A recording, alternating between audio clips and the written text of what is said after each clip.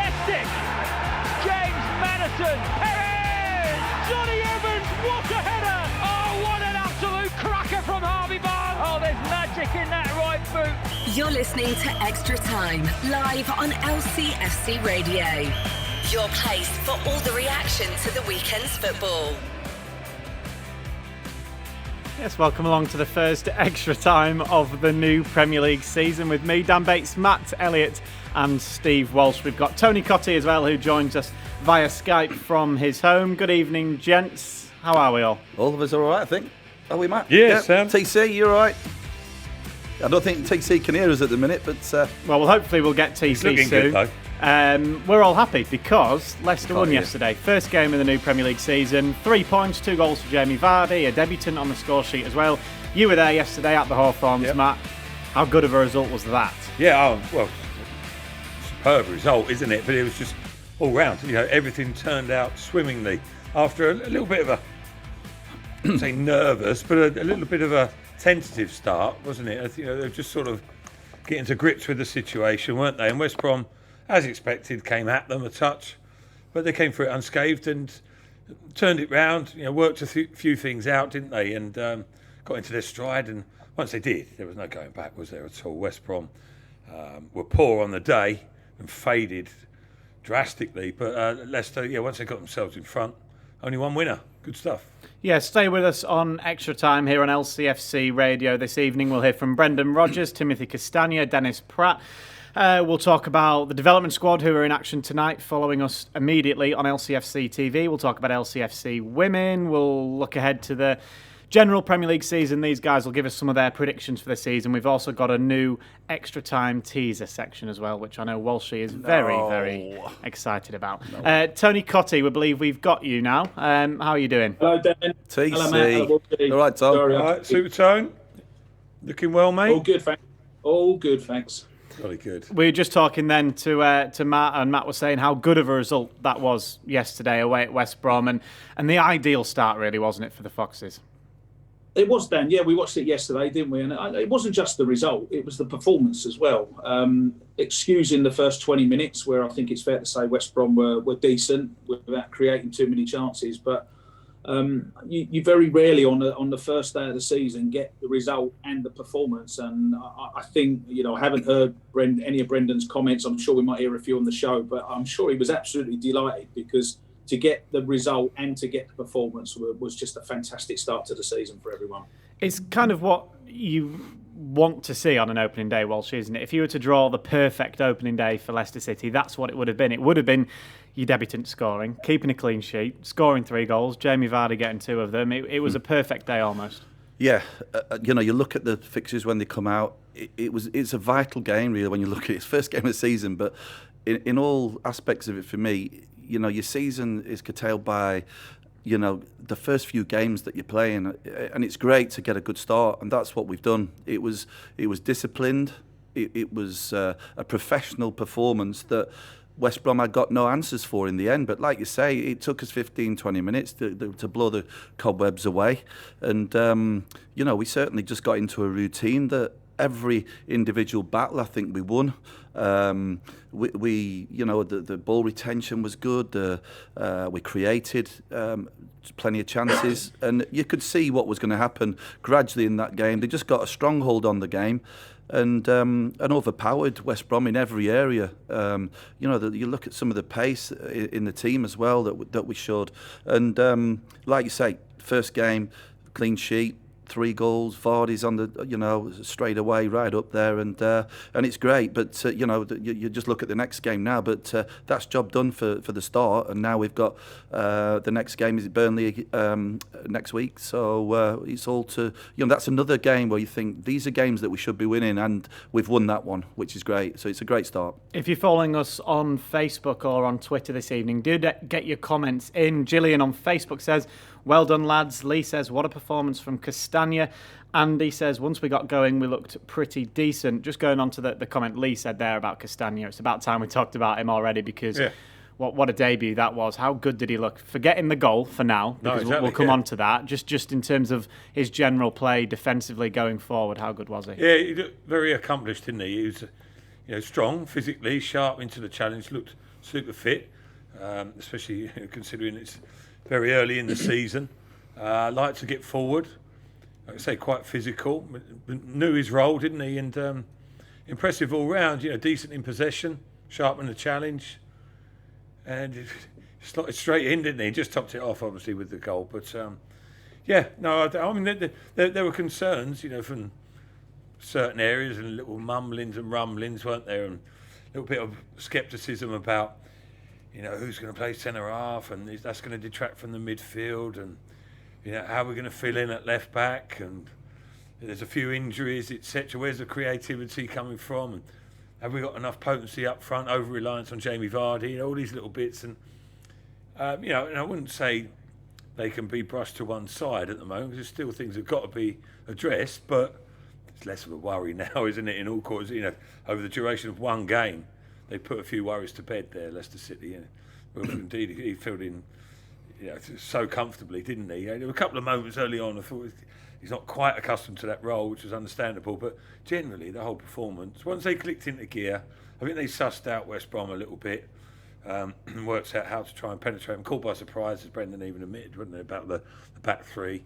So once they adjusted to that, there was no going back, was there? And now there's real confidence and expectation going forward. Well, let's hear from the debutant then, Timothy Castagne. He said he was delighted to make his first appearance as a Leicester City player.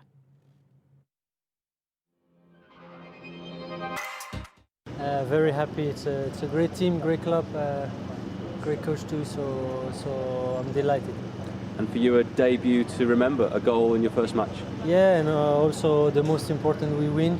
We don't get goals against, so great team effort, and obviously very happy also with my goal. What did you think of the performance? Because at the start, West Brom, they had a strong defensive line. It was hard to get behind them. Did you just have to wait for your opportunity? Yeah, it's also, in some games it's like this. You have to choose a bit the moments, and also we have to find the weak spots of the opposing team, and we could find it in the second half, and we did it well, and that's why we won. We kept playing, we kept trying, and at the end we didn't give anything away, and we scored 3 goals.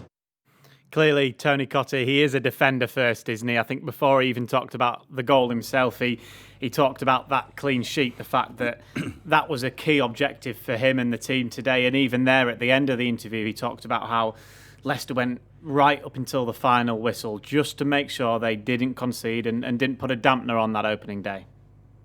Yeah, it's a big bonus, Dan. I think, as a forward, you take pride, you want to score your goals and, get off the mark like what Jamie Vardy did. But as a defender, and the boys have talked to you about it a lot better than me, but as a defender, you take pride in those clean sheets. And the goalkeeper, obviously. So, he's been brought into the club, big responsibility to fill in for Ben Chilwell. I thought personally he was going to play at left back. He didn't. He played at right back. Justin played at left back, and it worked really well. But your first job as a defender is that clean sheet, and that, I'm sure Brendan would have made that point. Yes, I want you to get forward, but we have to be strong at the back. We don't want to concede. Give ourselves a good base and a good platform to work off of. And it worked perfectly because they rode that storm in the first 20 minutes. And we gradually saw Castagne get involved in a game. I remember commenting at half-time about one cross he put in, a fantastic cross from the right-hand side. And I was moaning about the lack of bodies in the middle. There was only Jamie Vardy. And when there's only one person in the middle, it doesn't give Jamie an option. If there's 2 or 3 bodies coming into the box, Jamie can then make his run, near post, far post, pull out, whatever. But there wasn't any options. And I think that sort of applied to the goal, really, because it was just such a great run, wasn't it, from Dennis Pratt for that first goal. And, I commented about the ball as well, because so many players frustrate me nowadays. They get to the byline and they smash it across without looking, or they hit the first man, or it goes behind for a goal kick or something. But the quality in Pratt's cross was fantastic. But having said that, you need the desire and the want to score a goal. And, those 2 boys in the studio done it a lot better than me in terms of winning headers and scoring goals from headers. But, I think Matt made the point that Castagne was almost sort of jogging out and sort of getting ready to get back in position. And then he thought, no, I'm going to go and get myself in a position where I'm going to score. And it was a brave header and it was a fantastic header, but the quality was all about the cross as well. I thought it was a fantastic first goal. What does that say to you, do you think, Walshy, about what kind of a player Timothy Castagne is? Because you did see from the replay that he thought that the chance had gone, didn't he? He was running back, and then as soon as Leicester won it back, rather than staying where he was, he gambled. He got to that back post, and it was a blindside run that he made, and he carried it on. It was a good finish. He got his head on it above somebody. But you just look at his whole game. The whole 90 minutes of that game, he bombed on. Sometimes he'll have to be careful. There's no doubt, but he's got a good energy. Like Tony said, that was the best cross of the game for me, and no one got on the end of it. You look at what he gave us. He's a versatile player, similar with James Justin. Now we've got players who can play in different positions. He can play left back, he can play right back. He was at Atalanta for he played right back, right wing back all season. He can play left back as well. So, I mean, there's great options. You still don't rule Luke Thomas out of anything, but it was great for him to hit the ground running, because that's important to settle in. Just coming straight in only after a couple of weeks is brilliant. So there's a good future for him here, and we've got some real good, fast players with, he's a Belgium international as well. You expected something from him, but to fit in as comfortable as he did was not surprising, but you can see he's got a good head on him, and he's got an understanding of the game, and that's what I like about him. He's not scared to put a tackle in. He's a player that's going to be one we're going to be looking out for this season. I think it's only fair as well, Matt, to mention James Justin, the role that he did on that left-hand side. We know he played there for Luton. He's played there a couple of times for Leicester as well. I think a lot of people maybe expected Castagne to start on the left. Yeah. But it was actually Justin that did, and he equally had a very good game. Yeah, perhaps not to the level of Castagne, even with the goal aside, but he did a job. He was tested out early on, wasn't he? He had a hard time, didn't he, with Furlong? Was it Furlong? Yeah, there was Pereira on the right, and then Furlong, the wing-back, who was supporting, and they were sort of doubling up on him. He was getting exposed a little bit, a couple of balls over the top. No, not necessarily down to Justin, he was outnumbered, really.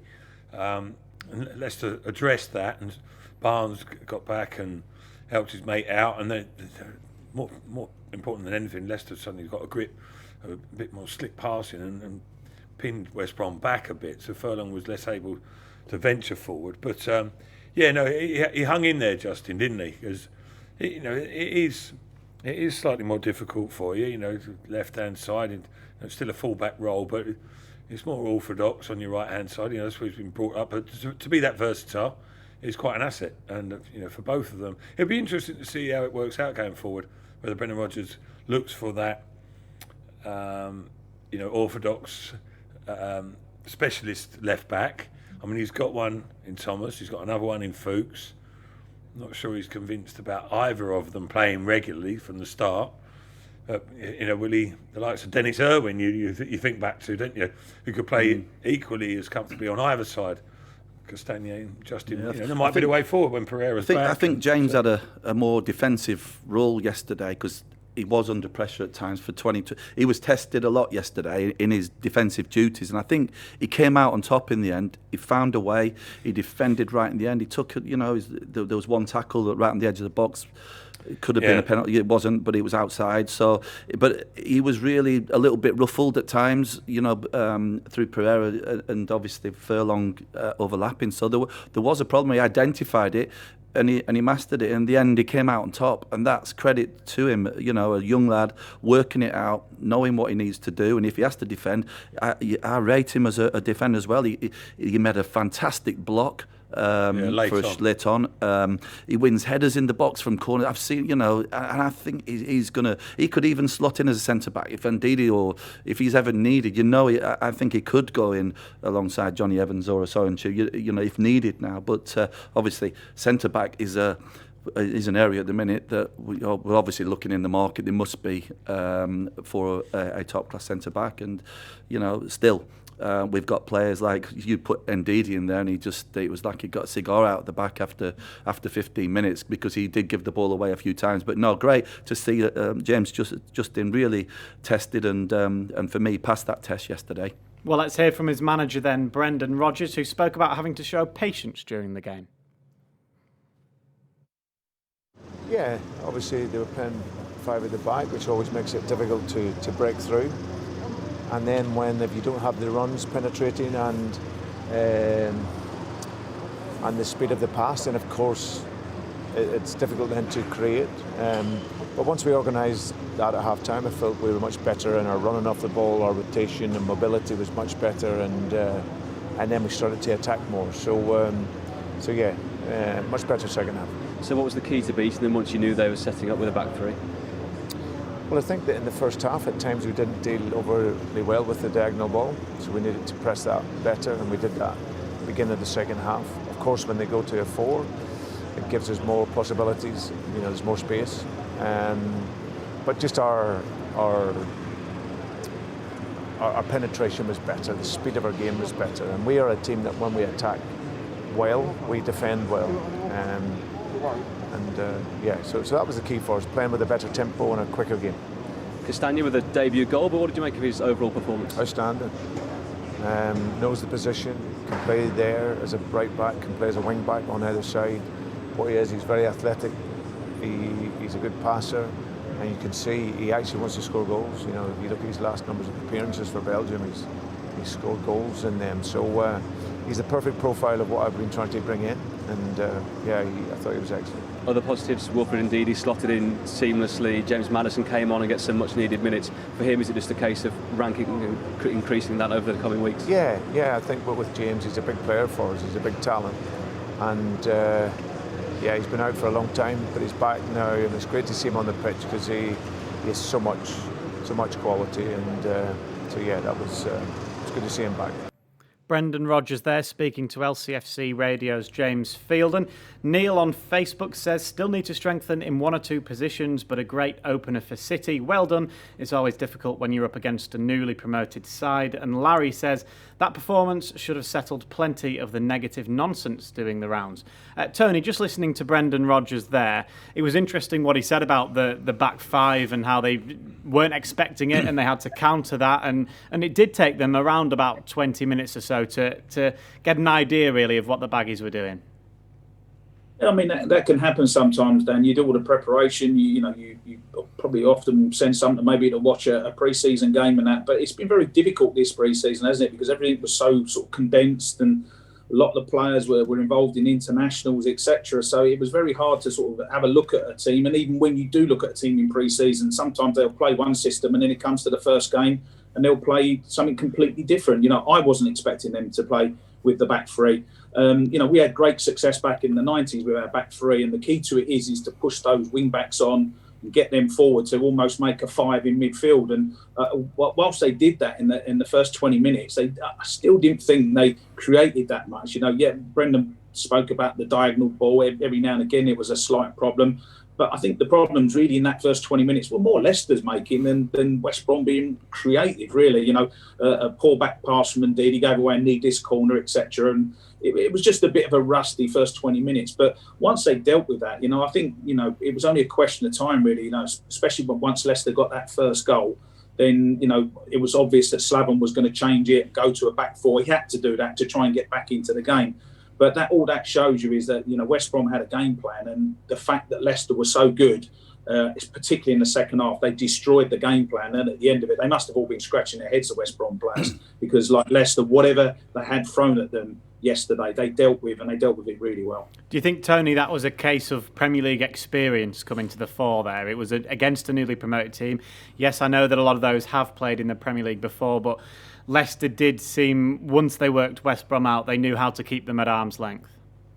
Yeah, you can't beat experience, Dan, whether that's Premier League or playing in Europa League or Champions League, which is obviously going to apply to Leicester this year in terms of the Europa League. That European experience, it is important to have that, because that's how you learn to win football matches. And yeah, if they had a bit more experience, they might have dealt with things differently, West Brom. I think it's fair to say what didn't help is they didn't have the crowd behind them. That first game of the season with all the anticipation and everything, a full house at the Hawthorns would have made it a different prospect. But to be quite honest with you, all that would have done is wound Jamie Vardy up even more. He probably would have got 3 or 4 goals instead of the 2 that he got. So, I think, from West Brom's point of view, they tried to go with the back 3 and it didn't really work, I don't think. And I think if you're playing at home, you've got to go and take the game to teams, and that's what they've got to do. If they're going to survive, I know we're going to talk about our predictions later on, but if they're going to survive in the Premier League, they certainly need to do better than what they did yesterday.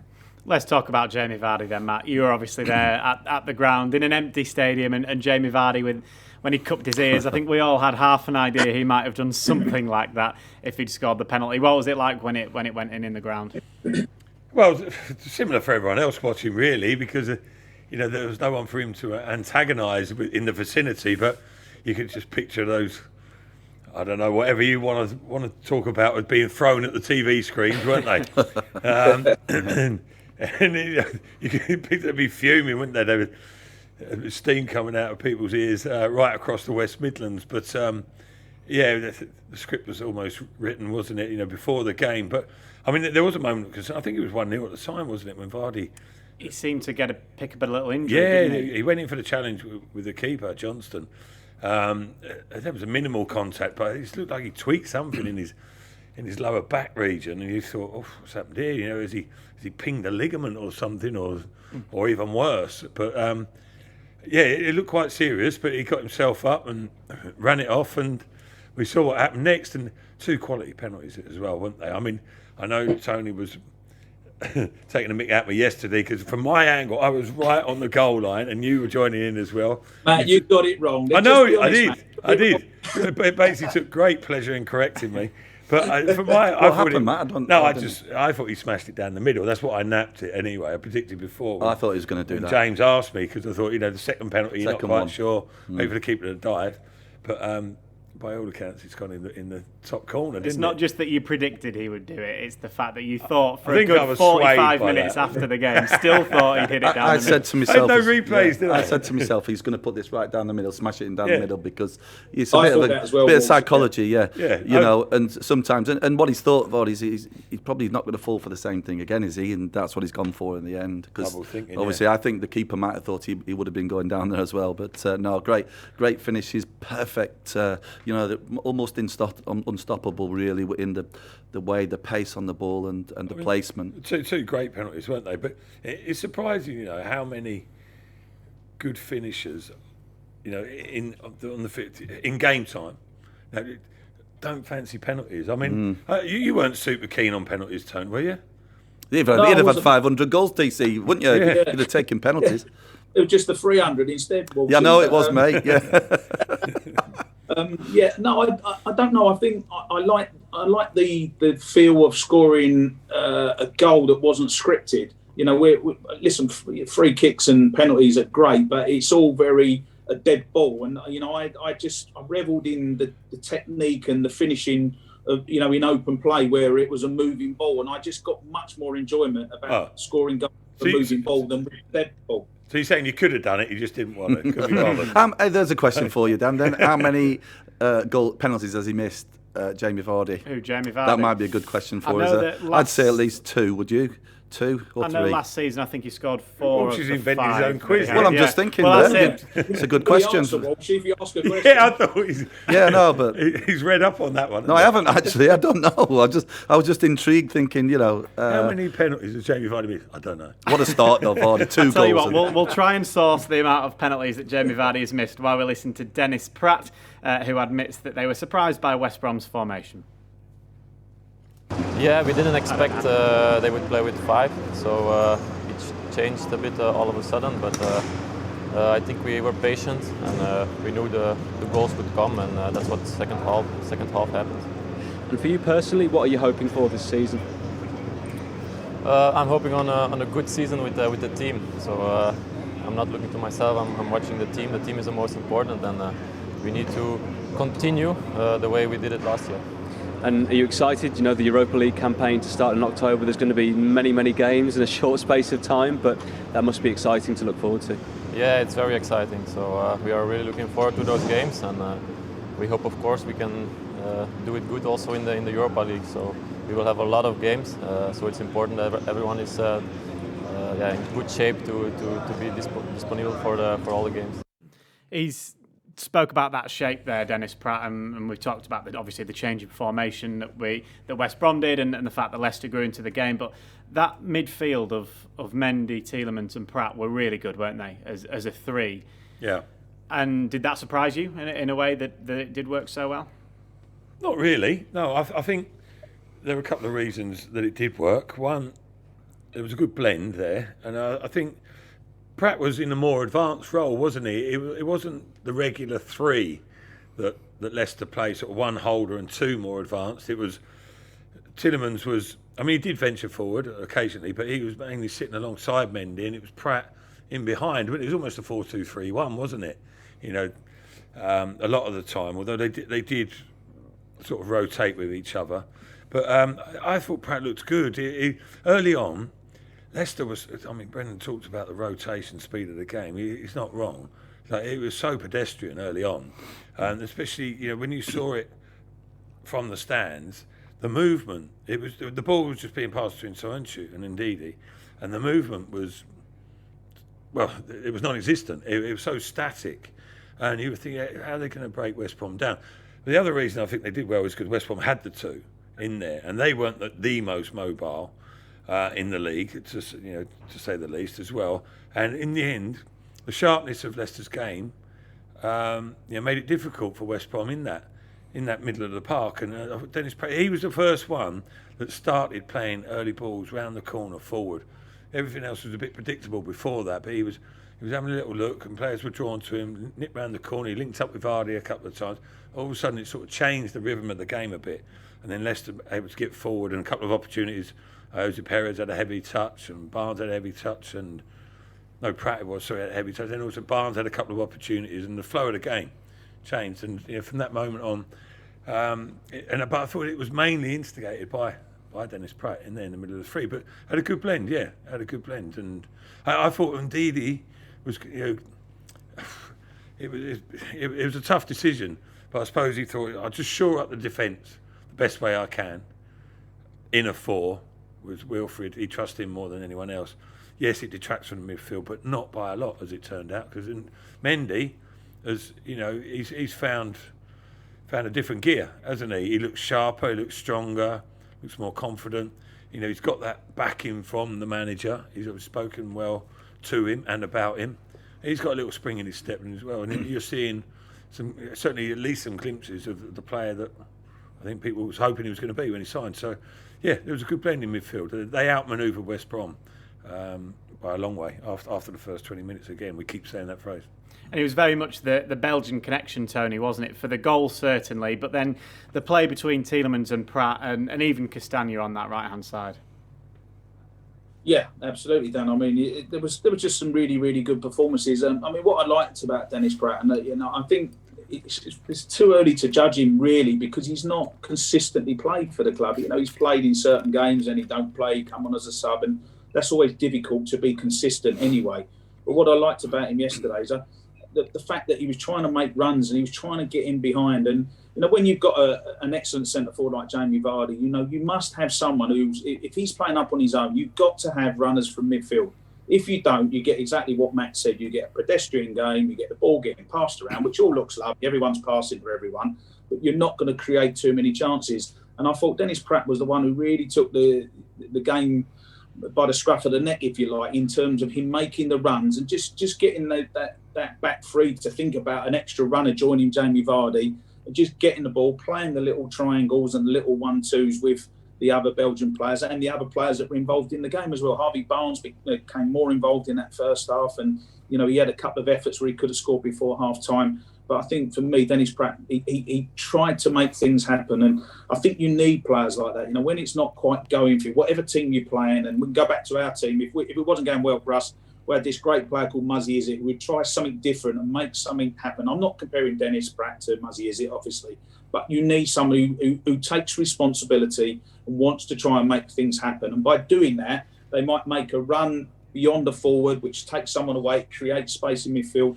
or they just might do a little 1-2 or a little flick or a little layoff. It starts to make things happen. And I think Dennis Pratt was instrumental in that in the first half. There is a Premier League game currently going on while we're doing extra time. 13 minutes in at Bramall Lane between Sheffield United and Wolves. Wolves are already 2-0 up in that game. Goals from Jimenez and Saiz in that one there. Still to come on extra time this evening, we'll talk about LCFC Women. We'll preview the development squads game with Manchester United this evening. And we'll also take a look at the other stuff that happened in the Premier League at the weekend. You're listening to Extra Time on LCFC Radio.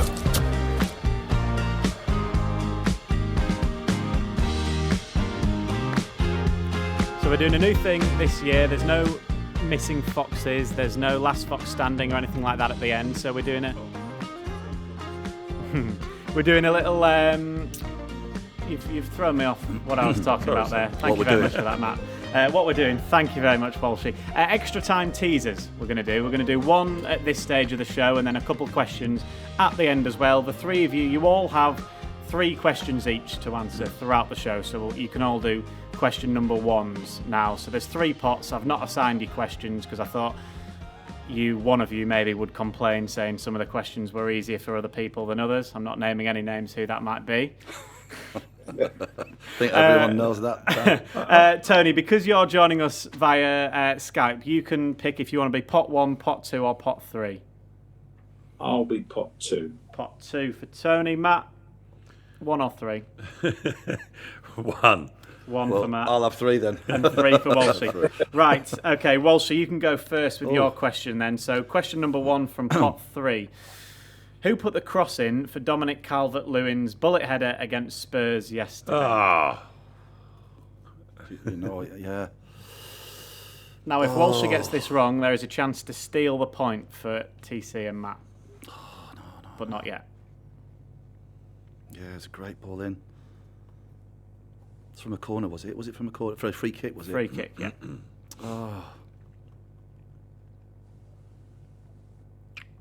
You think you're getting it? 5 seconds, I'm afraid. Oh, come on. 4. No. Stab in the dark, Will. Stab in the dark. Come on. No, I don't know. No. I've done it. Well, that's pot 3, so it goes to pot 1. You've got a chance to steal it, Matt. Oh, do you know what? I was listening to it on the radio, but I turned it off. I got my Nando's when the goal went in. I'd like you to be eating, mate. I know, yeah. I'm going, if it was a free kick, Gomez. No. That means Tony Cotty has a chance to steal it. He knows. His finger was up. I think it was Digne. Yeah, I'm just thinking that. Left side, wasn't it? Correct. Well done, Tony. Yeah, so that's 1 point already for Tony. He's yet to answer his question. TC's flipping quiz master. Matt, pot 1, your first one. Who scored Leeds United's first goal back in the Premier League after a 16-year absence? Oh, no.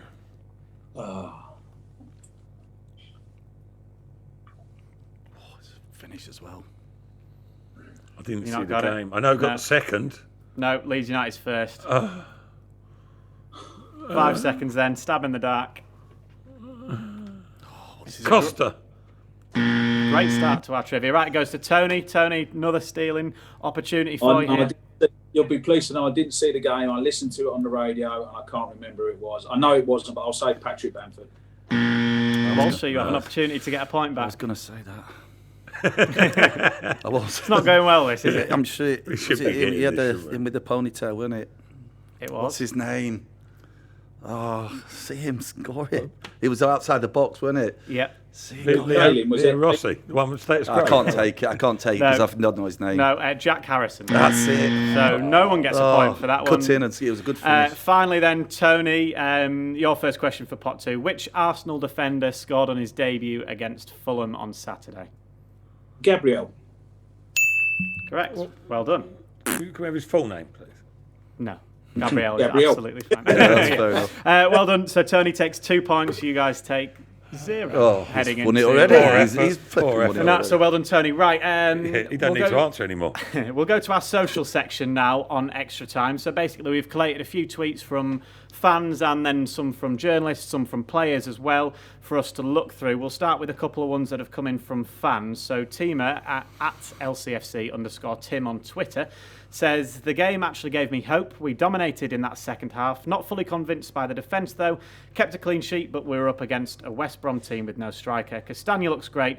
Hope he ends up being worth every penny. Up the Foxes. So that's a nice message there from Tima.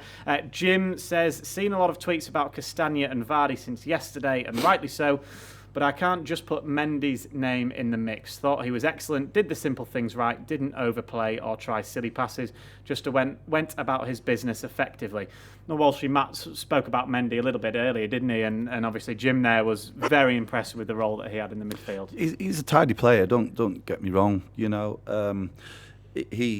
His ball retention is fantastic. He doesn't give it away. He shows, he offers. He's a real good defensive midfielder, as you can see. So obviously we can't get carried away with anything at the moment. It's the first game of the season, but these performances. There was a couple of lads who didn't quite hit the ground. Tielemans wasn't quite at it, and Mendy. It's a good job he was, because he got himself about. He certainly stopped and thwarted a lot of West Brom's attacks and came out with the ball a lot, and he pressed when he needed to. I think he got a tackle in. Was it him for one of the goals that we broke away from? I think, or for one of the penalties. And Harvey Barnes as well looked. Both of them getting down that side. It was great. But still, Mendy. We know what he is. We know what you get from him, and he certainly played for a better quality than I've seen him play when he has played. So it was encouraging that a player that you thought was not going to be involved is suddenly back in there, and he can offer his services as well as he did yesterday. Journalist James Sharp, the Sharp End on Twitter, he's a friend of ours here on LCFC Radio and LCFC TV, says, few things stood out. Soyuncu shone even without Evans. Mendy was excellent. It's in games like that where his tidiness in possession shows its worth. Exactly what you were just saying, Walshy. But above all, and most importantly, that LCFC maroon kit is delicious beyond words. Typical James Sharp to finish his tweet with something like that. Tony, I keep coming to you talking about defenders. I do apologise, but he spoke about Soyuncu there, and he said Soyuncu shone without Evans, and that's an interesting point. But even it was an important role really he had to play in marshalling the defence, because he was playing against someone who isn't a central defender. Yeah, listen, he's a good player, Dan, and he's just grown ever since he got into the team. He was excellent last season. I think the tweet before mentioned about not sure about the defence. Well, let's be honest. You've got Chilwell's left. You've got Johnny Evans was suspended, and then you've got Ricardo who's injured at the moment. So you've got three of your back four missing. So it makes it even more like of a good performance to keep a clean sheet against West Brom yesterday. When you look at that stat, Soyuncu was excellent, as I thought he would be. And in terms of Ndidi, I think as a midfield player, especially a defensive midfield player, and we just spoke about Mendy and Ndidi, obviously they play in a similar position. You would play Ndidi in front of Mendy. But I think if you drop into that back three or that back four to play as a centre-half, you've got the game in front of you. When you're playing in midfield, a lot of the time you're sort of half facing your own goal, half facing the opposition goal. But as a centre-half, in the main, you are facing everything that's going on in front of you. So I think that does help if you drop into that back four. And I'm not surprised indeed he played well. After a bit of a shaky 15 minutes, he played well. But Soyuncu, for me, has been outstanding for the last sort of season, if not a little bit longer. He's been really good. Right, let's see how the LCFC players reacted on social media. This was Ricardo Pereira just before the game. Fantastic little video that he made from his home, getting ready for the start of the Premier League. He did his pre-match arrivals, he did the team warm-ups, and then he got ready to watch the game. So it was a nice little funny video from the injured Ricardo. You're looking at me frowning. Sounds great. It is. Go and watch it. Go and watch it after this. Go and watch it after. Dennis Pratt said Belgian connection and put up a picture of him and Timothy Castagne. So a nice moment there for him. James Justin said good win today to kick things off. Jose Perez, it's good to be back. A great win to begin the Premier League. Congrats for the debut and the goal to Timothy Castagne. Come on, Foxes. Kasper Schmeichel, the captain on the day, a positive start with a fox emoji. And finally, Timothy Castagne. England flag plus Belgium flag equals love. # LCFC. And he put in brackets as well, thanks Dennis Pratt. But he put a picture of him smiling, celebrating his goal, which is nice to see, Matt, already, isn't it, from a new signing? It's lovely, Daniel. It's lovely. But he's bound to be happy, isn't he? You talk to the wrong person about social media, really, aren't you? But no, I mean, it's all a bit of fun, a bit of interaction with the supporters as well, isn't it? The supporters like to see what the players' thoughts are and feelings are, and they put them out there. They put them out there, don't they? But it's a massive confidence boost for him, isn't it? Playing like that on your first game and your debut, and in the Premier League, it's you can get found out, and he's not surprised anyone, I don't think. But he's just he must be feeling really, really good, and so should the rest of the lads. This is why I do believe that the start of any season is so important to get that first win.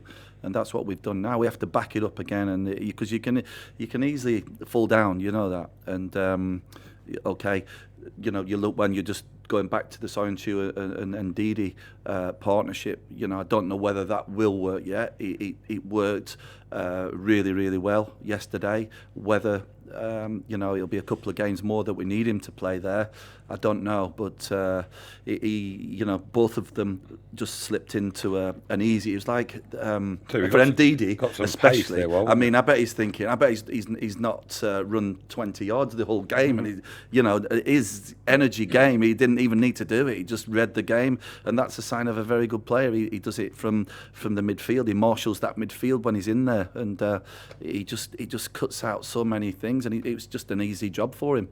Well, time is absolutely flying by here on Extra Time on LCFC Radio, the first of the new season. In the final 20 minutes of the show, these guys will predict their Premier League winners this season, and also will preview the development squad's game with Manchester United this evening. All the games, all the goals, and all the big moments. You're listening to LCFC Radio. The development squad are in action following us immediately. Head to lcfc.com/TV to watch them. They beat Hull City in the Leasing.com trophy last week, a late George Hurst penalty. So it's a great start for them. That game is at Lee Sports Village. I can just run you through the starting 11 very quickly now for you. Stolasic is in goal. Vontae Daly-Campbell, Darnell Johnson, Sam Hughes and Mitchell Clark make up the defence. Then there's Hume, Shade, Leshabella and Dukwu, Flynn and Ali Regbe playing as the midfield, and the lone striker, Ali Regbe as well. And important that they got their season up and running with a win, wasn't it, Matt, last midweek? Yeah, good performance, isn't it? Away from home and ground out a result of a late winner. Continuing the good progression from back end of last season. By and large, that was very successful. Lots of positivity coming out of the campaign. Players doing what they're there for, developing and becoming better players, inching themselves nearer to contention, hopefully for first team squad, and one or two breaking through. So rolling along nicely, and a good start to the season.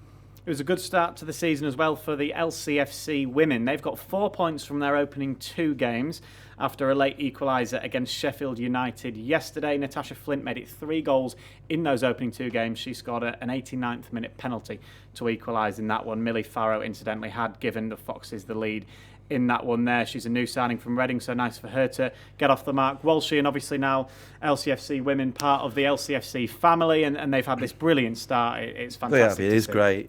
I was speaking to one of our academy lads who has actually left, and he's now got the kit manager job, come coaching as well over there, and he's been telling me all about these girls, and he's enjoying working with them. He's had some fantastic players. I've worked with ladies football myself in the past, and it's a pleasure sometimes to work in them. They're different than blokes in a way of no answering your back, and they're very respectful. They're really great, and apparently they're playing a 3-5-2 system, and they've got goals in them. Apparently, Tasha Flint, I think, is Millie Farrow. I just wrote a few of the names down today after speaking to Harry, and he's really pleased. And they've had a good start. The second in the table. They'd got a point against Sheffield United, didn't they? I think at the weekend, who are top of the league now. I know it's only early, but it's again, like you say, it's important you get a good start, and they have done. And particularly because it is the first season that they are now a professional outfit as well, Matt. So from that point of view, it must be such an exciting thing for a lot of those women. Yeah, I mean, it's a sort of new era for them, isn't it, almost? And they've been waiting to get that elevation to sort of a higher level of profile and higher level of professionalism. And eventually, under the umbrella of the LCFC brand, if you like, and it's good to feel a genuine part of the club, and supporters will help them progress as well. There'll be obviously access to a level at some stage, we hope, that people can go watch the games, etc. And it's it's good. It's good to see, because they're, and the fact that they're flourishing early on as well makes it even better, isn't it? And long may that continue. Right, it's time to get your predictions for the season then, the three of you. These either come back to bite you in May or June, whenever it might be. Go on. Yeah, no, predictions are Predictions okay. for what? Still mulling over the quiz. It's not fair because all the games are stretched out. I can't watch everything, can we? For what? So the predictions, yes, I'll explain it. No, so we're just after your title winners. So we'll start with Tony. Who do you think will win the Premier League this season? I think it's not the Hammers. Toss Man City and Liverpool. I think Man City will do a lot better this season. It's always hard to defend your title, so I just think Man City. Okay. Okay, Matt? Similar to Tony, when Man City sign Lionel Messi, they'll win the league. But that's gone quiet, by the way, hasn't it? No news on Messi for a little while. I think Man City will make a couple of big signings. Certainly one more, maybe defensively. It's difficult to go against Liverpool. How good they were last year, isn't it? But maybe the greater depth. Let's go Man City this time. Let's say it is difficult to defend your title, and I think that they've been at such a high level for a long time. I'm not sure whether they can sustain that level, because even the season before they weren't bad, were they? It was only the exemplary performance from Man City. Right, so long-winded answer, Man City. Man City. So two Man Cities, very quickly. Yeah. Just need a name. Okay, I'm going Man City as well this season. Yeah, I'm going Man City, Liverpool, Man U, Chelsea, Arsenal fifth, and I'm not telling you who's going to be sixth. And then what about where will Leicester finish, do you think? And how far do you think they'll go in the I think Europa they'll be in the League? top six. I think they can do. I think it's going to be hard. I think that Wolves, Leicester, there'll be 3 or 4 teams, maybe Arsenal, and that compete. You don't know how Chelsea are going to do at the minute, but they've made some good signings. So you've got to think that there's going to be that cluster of teams. Everton will be improved, as we've seen already. They'll be in the mix, so there'll be a few teams fighting out to forge the way into that top 6. And Leicester can be one of them, definitely, if they do what they're good at and defend well this season. So what position are you going for? 6th? I'm going 6th. 6th. Matt? Yeah. 6th as well? Same. Tony? Yeah, I've got to agree with the boys. I think Man City, Chelsea, Liverpool, Manchester United can win the league, and I think everyone's competing to finish in 5th position. I think if Leicester have a good season, they can do what they did last season, but I think Arsenal might improve a little bit, so I'm going 6th as well. And very quickly, where do you think they'll finish in the Europa League, Tony? How far can they go in that competition? It depends, doesn't it? They probably need a couple more squad players to come in to give them a real chance of it. But no, listen, Leicester are good enough to get all the way to the final. I'm going to go for quarterfinals. I'll go one step more. We'll go semis. Let's be positive. It's a difficult proposition for Brendan. It'd be interesting to see if Leicester, if you can see any sort of clarity between what the emphasis is on. Is it on the league performance? Is it on the Europa League to try and impress and gain that European experience for further down the line, or will he try and balance both things? Because some teams charge themselves up for one competition more than the other, don't they? It's going to be difficult to spread across the lot, but let's go semis. Why not? A few trips abroad, possibly. You never know at some stage. I'd like to think. I'm going to go anyway, whether they get there or not. Just for the fans, you want us to get as far as we can. That's for sure. And who knows? Leicester could, one of these bizarre, just things happen with Leicester. You never know. But I just hope it doesn't kind of clash with the squad as a whole in our league, in the Premier League, because that's the main thing. But still, it's great for the fans, and I'm going to go definitely quarterfinals, possible semi-final. I'm going to go for. I'd like to think that we've got another chance. Yep, let's hope you're both correct. It is still Wolves 2, Sheffield United 0 at Sheffield United, that game this evening. They're about half an hour into that one. Brighton play Chelsea later on this evening, but you won't be watching that one. You'll be watching the development squad because they're in action away at Manchester United, which is available on LCFC TV.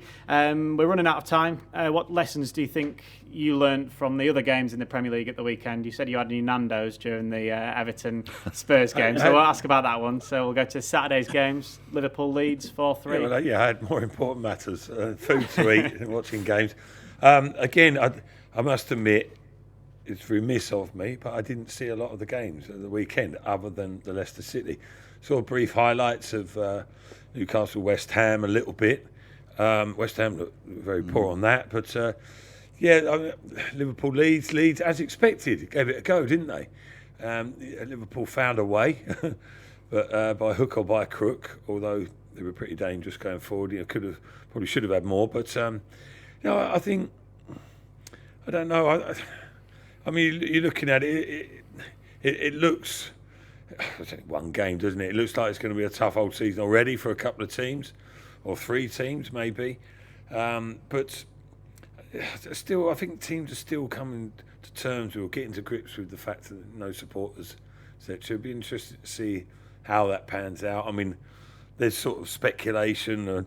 I heard 1 or 2 people saying it might suit Man City more than Liverpool because they don't depend on the sort of like ferocity of the crowd behind them, etc. They're more of a technical game and things like this. But that all sounds good in theory, but we'll have to wait and see how it pans out. Teams coming out of the Championship now, there's going to be a stage where they're just going to go straight back down, all 3 of them. You can see that, and it's close to happening in a lot of seasons unless things change. Well, I mean, it looks that way early on with West Brom and Fulham, but you never know with Sheffield United, Burnley. These are teams that and West Ham or Palace sometimes they get dragged into it, and there's a cluster of them teams again that you just don't know. I think Leeds showing us what they can do. Everybody will be thinking Leeds can. They're looking at that performance, they'll definitely stay up, but can they score enough goals?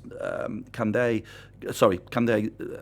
stop conceding as many goals? That's going to be their problem, as you can see. But there's going to be half a table, and there's going to be half a table attacking that 6th place. So it's going to be an interesting season. Tony, dare we ask you about West Ham?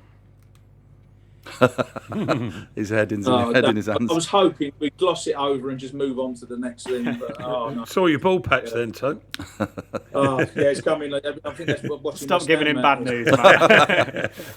Well, you guys probably aren't aware. I mean, obviously, there's a lot of discontent down this way about what's going on at West Ham, and their next 6 fixtures in the Premier League. Horrendous. They've got Wolves, they've got Leicester, they've got Liverpool, they've got Manchester City, they've got Tottenham, and they've got Arsenal. That's their next 6 fixtures, and the way it's looking, if they play like they did against Newcastle, they're going to be bottom of the table come October, which is not a good prospect for West Ham. Listen, I think they will stay up. I think they will improve. But I agree with what Walshy said. Actually, I think you're going to have a race to win the Premier League. There's 4 teams that have probably got a chance. You've got a race to finish in the Europa League. There's probably about 6 or 7 teams. And then there's going to be a clutch of about 8 or 9 teams, West Ham included, West Brom, Fulham, Brighton, Southampton, Villa. You can name the teams that are going to be down there, and Leeds probably be hovering just above it. It's going to be another fascinating season, but you can't take too much out. Just as Leicester winning 3-0 doesn't mean to say they're going to win the Premier League. West Ham losing at home to Newcastle doesn't mean to say they're going to get relegated. Right, we are around about 5 minutes away from the end of the show, so we need to go back to our extra time teasers, which I'm sure fills you with great joy after the poll showing with the first 3 questions. We went with Tony first last time. We went with Walshy first last time. So, Matt, you can go first now. You went first and you are pot 1. So, your second question. Next week's opponents, Burnley's game with Manchester United was postponed, obviously because United were in Europe towards the end of last season. Same with Manchester City, but who were they due to play? Hang on. You're going to go process of elimination. Man U was who? Man U was Burnley. Man City. Villa. That's what I was going to say. Correct, well done. I'd have got it. Yeah. I'd have got that. TC, you are number 2, aren't you? So James Rodriguez scored on his Everton debut yesterday. He was the top scorer at the 2014 World Cup. How many goals did he score in that tournament? I think 6 rings a bell. Good shout, Tim. Great knowledge. Really, he's unreal. I would have isn't he? gone for Look. that, to be fair. Great knowledge. There we go. Poor Walshy. Gets the poor worst Walshy. question ever. Yeah, you might like this one. It probably caught your eye. Yes. How many players were sent off in the match between PSG and Marseille last night? He haven't didn't seen even it. know about it, did he? I have not The blank seen look it. on his face. Well, there must be a few. You might as well have a guess. I will. Guys, can I just 4? drop? I've got a family emergency. I'll be back. No worries. I'll go 4. 4. That's handy. That gives me a chance to get it right if he's away. Yeah, exactly. I was you going to can help get you this while right. would say, think of a number. 5. Oh. Yeah, Your Matt number. Elliott pulls one back. Well done, Matt. I don't know Quick. when we'll get Tony Let's back. do so Tony's I'll question. just Leave do him it now. while Leave he's him not out of there. it. Leave him. Pot 1 again is you, Matt. So what time do Leicester kick off against Burnley on Sunday? Oh, my word. I should know that. 7 o'clock. Boom. Correct. Gets Well in done. there. Have we got TC back yet? I got Not at yet. 2 o'clock. Walshy will ask Go on, your then. third one. Come on. What number is Timothy Castagne? I know that. You saw him score yesterday. Had a brilliant game. We've been talking about him all evening. What number is he? 23, not 21, 21. All My right, stepson he just set the barbecue on fire, literally on fire. You're I joking. get the out, put it out. So. Well I've done, got Tony. is it 23 or 21? Was it? None of them. Neither of those. So Neither of suit those. Tony. You can't have 2 guesses anyway. Let's let Tony have a go at stealing it then, because he wasn't here for the last one. What number is Timothy Castagne? 28. Can I look at my team sheet? Oh, No. Oh, he's that's got it. You've already No, looked I know at it. I know the answer because I used to wear the same number, 27. Yeah, well done. Part-time fireman. When did you wear full-time 27? Trivia winner. At Leicester, it was my number, man. Is it? No. 27. We didn't have What as was the many reasoning? players, did we? What was the reasoning behind 27, Ton? Well, because I couldn't have 9 because I think Claridge or Marshy had it. So me being the idiot I am, Multiple I of thought- 9. You should have had it. I had 18. Yeah. So you couldn't have Well, that. yeah, I couldn't have. 3 9. 18, 27. 300. 300 goals. Right, Tony. Weirdo. So Tony got that one right. Tony, you've got one question left. Let's see if you can go and get the 5th point of the evening, which would be very impressive. What was the score at King Power Stadium last season when Leicester faced Burnley? So the team they're playing this Sunday, what was the score in the reverse fixture last season? Or the same fixture last season? I'm not sure I'm going to get this one. 2-1. He's pulled it, hasn't he? He's pulled it from nowhere, what's hasn't he? going Yeah. on? That's just a standard average scoreline guess, isn't it? Yeah, well done. Well done to Tony there. So, well, out of the nine points that were on offer this evening in the extra time teasers, obviously none of you got one of the questions, so it was out of 8. TC got 5 of them. Matt, you got 3 of them. Walshy with a wooden spoon, 0 points. I'm real thick on that. This evening for the first. I am thick. Right, because Tony You're needs lovely, though, Wal. You're to lovely. rush off out to the garden and help the panic stations that are going on there. We'll let you go, Tony. So thank you very much for joining us. Thank you very much to Walshy. Cheers, Tom. Thanks Cheers, to Matt as well for the first extra time of the season. I hope you guys enjoyed it. Don't forget the development squad are in action straight after us, so you can watch them on lcfc.com/TV as they play Manchester United.